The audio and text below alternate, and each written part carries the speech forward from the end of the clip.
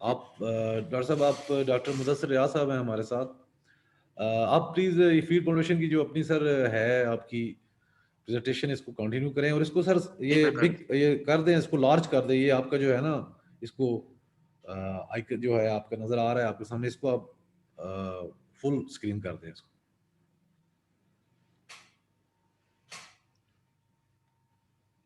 Feed formulation होती क्या है? ये मैथमेटिकल कैलकुलेशन है जिससे हम बैलेंस राशन बनाते हैं। इसमें कौन कौन से पॉइंट हम कंसिडर करते हैं? रिक्वायरमेंट न्यूट्रिएंट्स की, कि उसे जानवर को चाहिए क्या, कितनी एनर्जी चाहिए, कितनी प्रोटीन चाहिए, कितनी फास्फोरस चाहिए, कितनी कैल्शियम चाहिए, अमीनो एसिड प्रोफाइल क्या होना चाहिए, न्यूट्रिएंट कंपोजिशन का आपको पता हो, maximum effective and safe levels of inclusion, मसलन जो इंग्रेडिएंट्स आप डाल रहे हैं उसका आपको पता हो कि कौन सा बेस्ट इफेक्टिव है और किस रेशो पे, किस लेवल पे वो सेफ है। इससे ऊपर आप जाएंगे तो वो बर्ड के लिए सही है या नहीं, ये सारी चीज़ें आपको देखनी पड़ती हैं। उसके बाद फिर अवेलेबिलिटी एंड कॉस्ट, कि आप वो इंग्रेडिएंट जो डाल रहे हैं वो अवेलेबल है उस एनवायरनमेंट में, उस सर्कमस्टांसेस में। उसके बाद फिर कॉस्ट, जो लास्ट और बहुत ही इम्पोर्टेंट है। कॉस्ट इफेक्टिव होगा राशन तो फिर ही आप कामयाब हैं।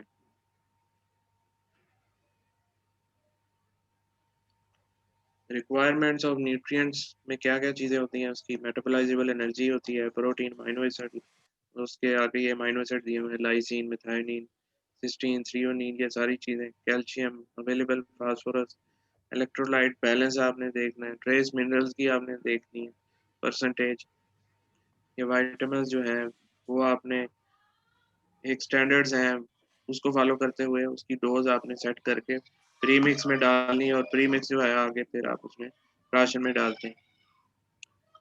ये एक वैसे एक एलैबोरेट किया हुआ है कौन-कौन से मेथड है फीड फॉर्मुलेशन के। अलजेब्रिक इक्वेशन है जिसमें हम अलजेब्रा जो है इस्तेमाल करते हैं। ये वैसे एक आइडिया देने के लिए, समझाने के लिए दिया हुआ है। पियर्सन स्क्वायर है मेथड, ये भी इस्तेमाल होता है फीड फॉर्मुलेशन के लिए। फिर एक्सेल पे लोग वर्किंग करते हैं, उसमें हर एक इंग्रेडिएंट के प्रोफाइल डाले होते हैं, रिक्वायरमेंट डालें तो फिर वो आपको एक शीट जो है फार्मूला दे देती है। लेकिन एक्सेल जो है वो इतना रिलायबल नहीं है क्योंकि इसमें बहुत सारी चीज़ें जो है वो कवर नहीं करता एक्सेल। लीस्ट कॉस्ट फार्मूलेशन, जैसे पहले बताया कि न्यूट्रिशनली कंप्लीट हो, लिमिट्स के अंदर हो और मिनिमम इंग्रेडिएंट कॉस्ट हो, लिमिट्स के अंदर हो। न्यूमरस कंप्यूटर सॉफ्टवेयर्स हैं आमतौर पे जो मार्केट में अवेलेबल हैं, इसमें ब्रिल है, विनफीड है, माईफीड, फीडसॉफ्ट, मिक्सिट, ये मुख्तलिफ जो हैं प्रोग्राम्स अवेलेबल हैं इस टाइम मार्केट में, जिससे हम फीड फार्मूलेशन करते हैं। इसमें कुछ कॉस्टली हैं, बहुत कॉस्टली भी हैं, कुछ मीडियम रेंज में हैं, कुछ हल्के हैं। जिस तरह विनफीड जो है आम अवेलेबल है, हर बंदा इस्तेमाल कर सकता है डाउनलोड कर।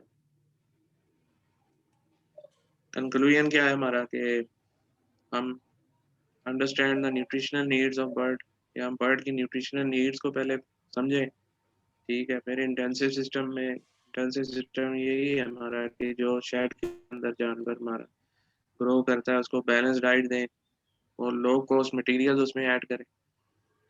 Reduce cost of broiler feed and feeding, nutrient formulation and precise feeding, control environments to reduce stress and disease recommendations. ये अब सैफ साहब का है टॉपिक, ये भी बीच में आ गया। Adopt new technology benchmark to the leading broiler, always improve efficiency, कि हमेशा एफिशिएंसी इम्प्रूव करने के चांसेस होते हैं। इसको आप जितना इम्प्रूव कर लें, कोशिश करनी चाहिए बेहतरी की तरफ जाएं।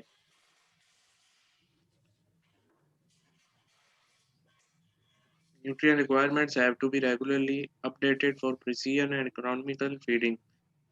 ये रिक्वायरमेंट जो है ज़ाहिर है अब रिसर्च हो रही है, जिस तरह ये अपडेट हो रहे हैं रोज़ ब रोज़, इसको आपको फॉलो करना पड़ता है।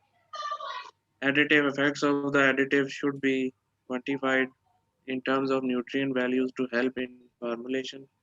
The efficiency of the digestion is being constantly targeted and upgraded. ये मुसलसल इस पे वर्किंग हो रही है, रिसर्च हो रही है और इसको मज़ीद बेहतर से बेहतर आपको करना पड़ता है। मैं इसकी एक मिसाल ऐसे देता हूँ कि जिस तरह हम अब कॉर्न्स या डाइट की तरफ चले गए हैं, हमारी एफसीआर की दौड़ लगी हुई है, हर बंदा एफसीआर अच्छी एफसीआर देने के चक्करों में, लेकिन जो उसके वाइटल ऑर्गन है वो साइज उसका उतना ही है, लेकिन जो उसका मस्कुलर है स्ट्रक्चर वो बढ़ रहा है दिन में। उस हिसाब से आपको ऐसे एंजाइम्स डालने पड़ते हैं कि उस बर्ड पे कम से कम लोड हो और वो बेहतर तरीके से जो आप उसको न्यूट्रिएंट्स दे रहे हैं उसको यूटिलाइज करे और जो वेट गेन करे। The metabolism, which is the major waste, should be targeted. Hence, future work should be at the cellular level. मतलब हमें ज़रूरत है कि सेलुलर लेवल पे भी काम करें। ये जी मेरा एंड हो गया ठीक है, sharing screen. Presentation. Thank you very much sir, thank you very much.